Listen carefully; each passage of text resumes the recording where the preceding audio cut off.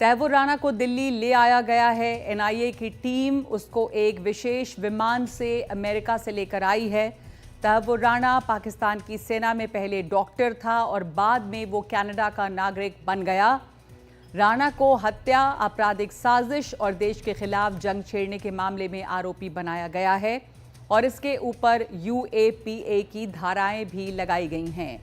आज शाम 6 बजे के बाद अमेरिका का विशेष विमान अमेरिकी गल्फ स्ट्रीम G550 उसे लेकर पालम टेक्निकल एरिया में उतरा। पालम में ही एनआईए ने उसकी गिरफ्तारी की औपचारिकताएं पूरी की। और बीच में आपको एक बार फिर से बता दें, ये तस्वीर जो आप अपने स्क्रीन पर देख रहे हैं वो एनडीटीवी एक्सक्लूसिव तस्वीरें हैं। पहली तस्वीर जो तैमूर राणा की मिली है गिरफ्तारी के बाद, जब लैंड करने के बाद एनआईए के अफसरों के साथ जो पहली तस्वीर तैमूर राणा की आई है, जिसे जाते हुए देखा जा सक रहा है।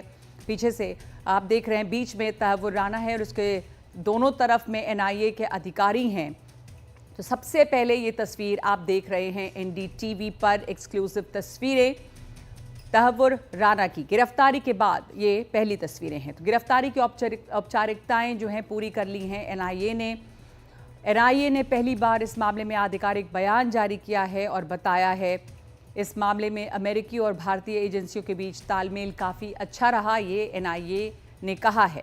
तैमूर राणा ने हर कानूनी स्तर पर कोशिश की है, लेकिन उसकी प्ली, जो आखिरी प्ली थी, उसे भी रिजेक्ट किया गया अमेरिकी कोर्ट द्वारा और आखिर में उसका एक्स्ट्रेडिशन, प्रत्यर्पण मुमकिन हुआ और उसे भारत आना पड़ा। दरअसल ये एक तरह से दुनिया में भारत की जो बदली हुई हैसियत है उसकी तरफ भी इशारा है। एनडीटीवी इंडिया ने आज सुबह से बिल्कुल पहले और सबसे सटीक खबरें पूरी विश्वसनीयता के साथ दी हैं। हमने आपको बताया कि तैमूर राणा शाम को आएगा और वैसा ही हुआ। शाम को 6 बजे के बाद विमान लैंड किया है पालम टेक्निकल एरिया में। हमने आपको बताया कि उसे पालम के गेट नंबर 4 से ले जाया गया है। तो ये तस्वीरें पहली आप देख रहे हैं एनडीटीवी पर, तैमूर राणा की पहली तस्वीर उसकी गिरफ्तारी के बाद, यहाँ पर प्रत्यर्पण के बाद।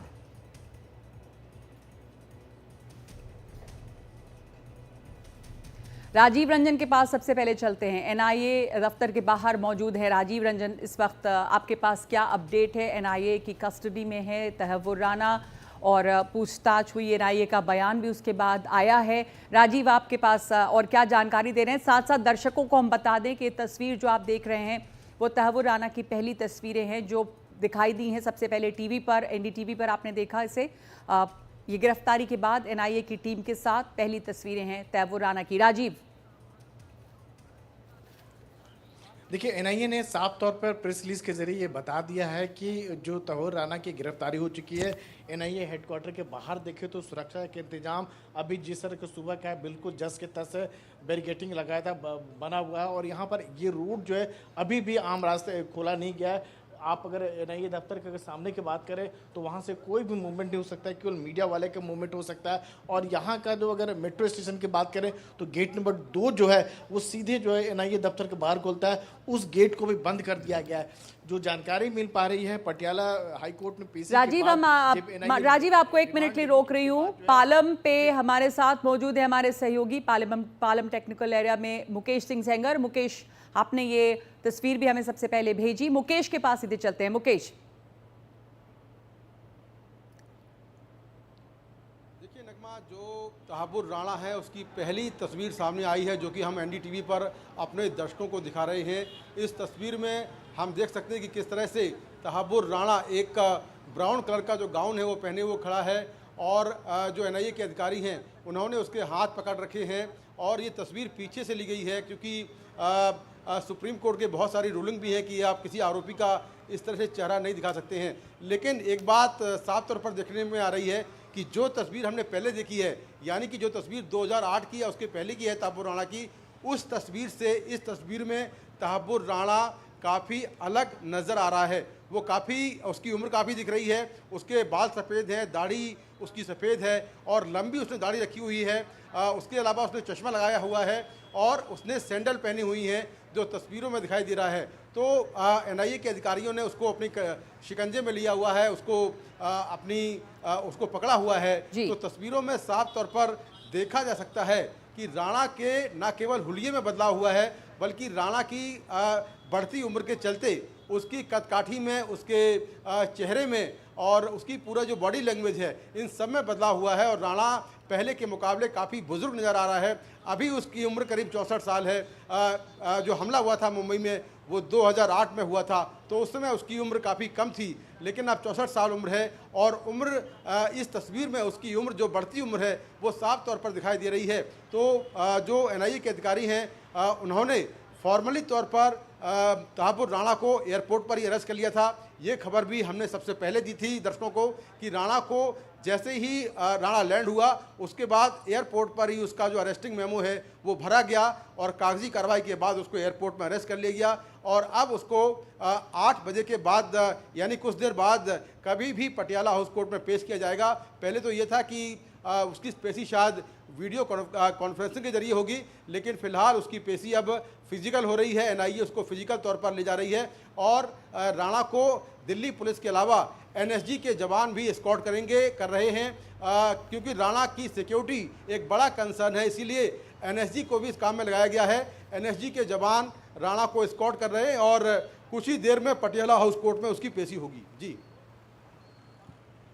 मुकेश, आपने जैसा बताया, एक बार फिर से अपने दर्शकों को बता दें कि जो तस्वीरें आप देख रहे हैं वो सबसे पहले एनडीटीवी पर आप देख रहे हैं गिरफ्तारी के बाद, भारत आने के बाद तहव्वुर राणा की तस्वीर। और ये तस्वीर पीछे से ली गई है। सुप्रीम कोर्ट की कई तरह की रूलिंग्स इस पर हैं कि आप किसी आरोपी के सामने से तस्वीर नहीं ले सकते। एनआईए के अधिकारी उसको इस वक्त अपने पकड़े हुए हैं। और उसके बाद आपको ये भी बता दें कि 2008 में मुंबई हमला हुआ था और हम अभी बात करें 2025 की, यानी बहुत वक्त गुजर गया है। तो जो तस्वीर तहव्वुर राणा की पहले लगातार देखी गई उससे बहुत कुछ बदला है। तहव्वुर राणा की उम्र काफ़ी बढ़ गई है, जाहिर सी बात है, जो कि इन तस्वीरों में साफ दिखाई दे रहा है। हमारे साथ इस वक्त पटियाला हाउस से गेट नंबर 4 जो है हाई वैल्यू कैदियों को वहाँ ले जाया जाता है। हमारे साथ मनोरंजन भारती इस वक्त जुड़ गए हैं। मनोरंजन, अब ये खबर आ रही है कि वहाँ पर पेश किया जाएगा फिजिकली। अब ये भी खबर थी कि शायद वीडियो कॉन्फ्रेंसिंग के जरिए पेश किया जाए, लेकिन इस वक्त वहाँ पर क्या हलचल?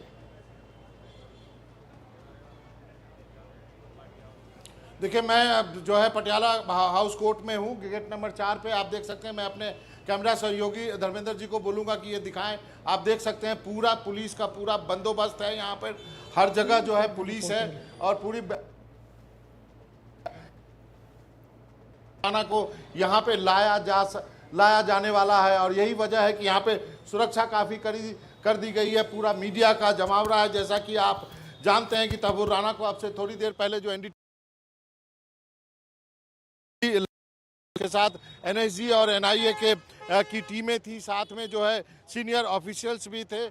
एक स्पेशल जहाज से उस तहव्वुर राणा को लॉस एंजलिस से यहाँ पर लाया गया है। वो जो कैनेडियन नागरिक है, जो कि पाकिस्तानी बॉर्न है। और उसके बाद काफ़ी मशक्क़त के बाद, एक लंबी कानूनी लड़ाई के बाद तहव्वुर राणा को जो है भारत लाने में सफल रहा है। अब तहव्वुर राणा का इंतज़ार हो रहा है यहाँ पर। जैसा मैंने कहा कि गेट नंबर 4 पर सारे लोग जो हैं, और जिसमें मीडिया कर्मी के साथ बाकी सभी जो सुरक्षा के इंतजाम है, सबको इस बात का इंतज़ार है कि तहव्वुर राणा को आएगा।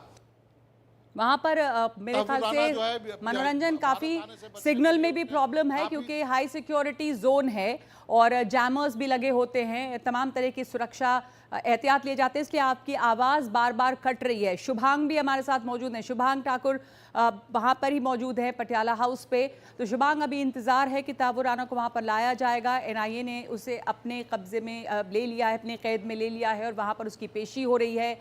बताया जा रहा है कि गेट नंबर 4, जहाँ से तमाम हाई वैल्यू कैदियों को ले जाया जाता है, वहाँ से उसे ले जाया जाएगा। तो क्या इसके आगे की प्रक्रिया है? उसकी वहाँ पर अपीयरेंस और पेशी होगी, तो क्या इसके बारे में डिटेल्स हैं?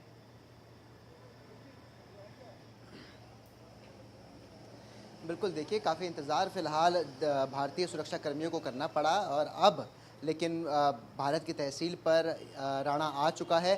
तो ऐसे में अब सबसे पहले तो कोर्ट में पेशी होनी है, उसका इंतज़ार यहाँ पर किया ज़रूर जा रहा है। इस समय मैं गेट नंबर 1 पर मौजूद हूँ और देखिए गेट नंबर 4 पर पुलिसकर्मी ज़्यादा तैनात है, लेकिन ये गेट नंबर 1 है और आमतौर पर जो हाई प्रोफाइल क्रिमिनल्स हैं उनको पूरी बस में बैठा करके उन्हें अंदर ले जाया जाता है इस गेट से, लेकिन यहाँ पर ज़्यादा सुरक्षा के बंदोबस्त नहीं है, तो ज़ाहिर तौर पर ऐसा लग रहा है कि गेट नंबर 4 से अंदर ले जाया जा सकता है। एक बार अंदर ले जाने के बाद जो वकील है, चाहे दोनों ही पक्ष से हो, वो फिलहाल मांग यहाँ पर एनआईए के जो वकील है वो ये मांग करेंगे कि उन्हें तकरीबन कम से कम 15 दिन की कस्टडी दी जाए। आमतौर पर देखिए यूएपीए के तहत अधिकतम 30 दिन की कस्टडी यहाँ पर एनआईए ले सकता है, लेकिन शुरुआती तौर पर हो सकता है कि 15 दिन की जो कस्टडी है उसकी मांग की जाएगी। उसके बाद यहाँ से सीधा एनआईए हेडक्वार्टर लेके जाया जाएगा और जो भी उसके बाद पेपर वर्क होता है, जैसे कि शुरुआत में भी हुआ था, उसे पूरा करने के बाद जो पूछताछ का सिलसिला है एनआईए उसे यहाँ पर शुरू कर देगी। और जाहिर तौर पर क्योंकि पहली बार ऐसा है कि जो भारतीय एजेंसी पूछताछ करेगी राणा से, तो ऐसे में सबसे अहम सवाल यही होंगे कि आखिरकार पाकिस्तान का इस पूरे मामले में क्या रूप रहा था, पाकिस्तान ने क्या लॉजिस्टिक्स में हेल्प की थी या साजिशकर्ता में हेल्प की थी, तो इसको लेकर के भी सवाल पूछे जाएंगे। और वहीं दूसरी तरफ जो इस पूरे मामले को लेकर के कहा जाता है कि साजिशकर्ता, मुख्य साजिशकर्ता है डेविड कोलमैन, और उससे भी उसके बारे में पूछा जाएगा, क्योंकि बताया जा रहा है, आरोप यही है कि राणा ही वो शख्स है जो कि कोलमैन को लेकर आया था मुंबई में, उसे अलग अलग जगह पर लेकर के गया था, जगह की रेकी करी थी और एक जो मैप तैयार किया था कि कौन सी जगह कितनी ज़्यादा सेंसिटिव है, वो पूरा का पूरा जो काम था वो राणा ने करके कोलमैन को दिया था। तो इसको लेकर के अब डेविड कोलमैन से जितना भी पूछताछ पहले अमेरिका में जाकर के एनआईए ने की थी,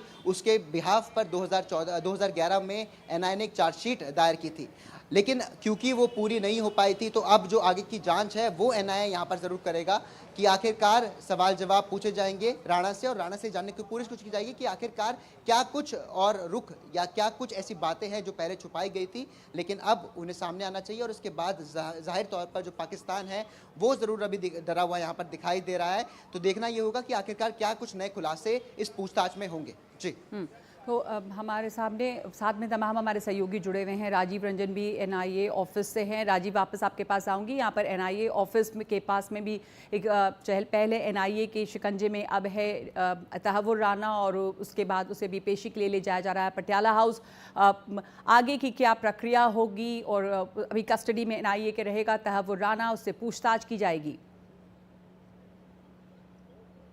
अब बिल्कुल एनआईए हेडक्वार्टर की बात करें कि थोड़ी देर पहले जो एनआईए के जो सुरक्षा कर्मी की बात करें तो मेटल डिटेक्टर लेकर चारों तरफ उन्होंने जांच की, कहीं कोई विस्फोटक वगैरह तो नहीं लगाया गया, कहीं कुछ ऐसे के सामान या कह सकते विस्फोटक नहीं लगाया, ताकि अगर उसे पूछताछ के लिए यहाँ लाया जाता है तो कहीं तो राणा को किसी से खतरा न हो। साथ में स्नाइपर डॉग भी थे जिन्होंने पूरे इलाके की रेकी किया, एक एक करके जितने आपको छोटे छोटे पौधे नज़र आ रहे होंगे हर कोना को तलाश किया गया है। तो यानी इस बात की पूरी तैयारी है कि हो सकता है कि एनआईए जो है पटियाला कोर्ट में जब तहव्वुर राना को जो है रिमांड मिल जाता है तो यही एनआईए हेडक्वार्टर लेकर आया जाएगा या फिर किसी सेफ हाउस में लेके जाया जाएगा।